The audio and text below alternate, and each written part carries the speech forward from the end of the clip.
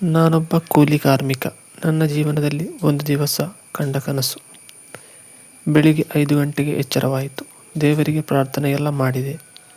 ಮತ್ತೆ ಸ್ವಲ್ಪ ಯೋಚನೆ ಮಾಡಿದೆ. 6 ಗಂಟೆ ಮತ್ತೆ ಮಲಗಿದೆ. 7 ಗಂಟೆ ಆಗುವಾಗ ಒಳ್ಳೆಯ ನಿದ್ದೆ ಬರಲಾರಂಭಿಸಿತು. ಆಗ ನಾನೊಂದು ಕನಸು ಬೀರಲು ಆರಂಭಿಸಿತು. ದೊಡ್ಡ ಬಂಗಲೆಯಲ್ಲಿ ವಾಸಿಸುವುದು. 5-6 ಕಾರುಗಳು. ದಿವಸಕ್ಕೊಂಥರ ಫುಡ್ಡುಗಳು.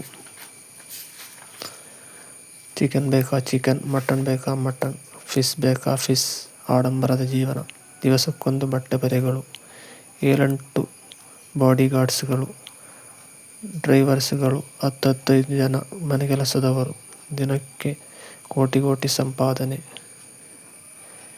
ರೆಸಾರ್ಟ್ಗಳು, ಅಂಗಡಿಗಳು, ಕಾಫಿ ತೋಟಗಳು, ರಬ್ಬರ್ ತೋಟಗಳು, ಹೋಟೆಲ್ಗಳು ಇದ್ದವು.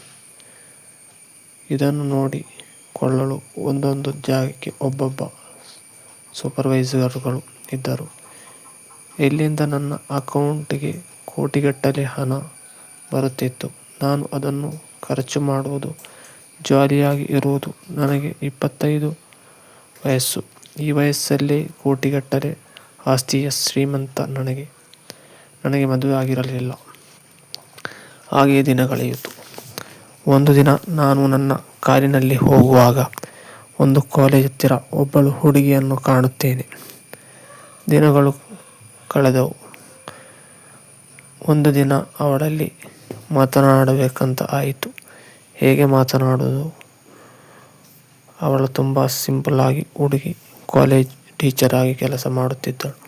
ಹೇಗಾದರೂ ಮಾತನಾಡಬೇಕಂತ ಅನಿಸಿತು.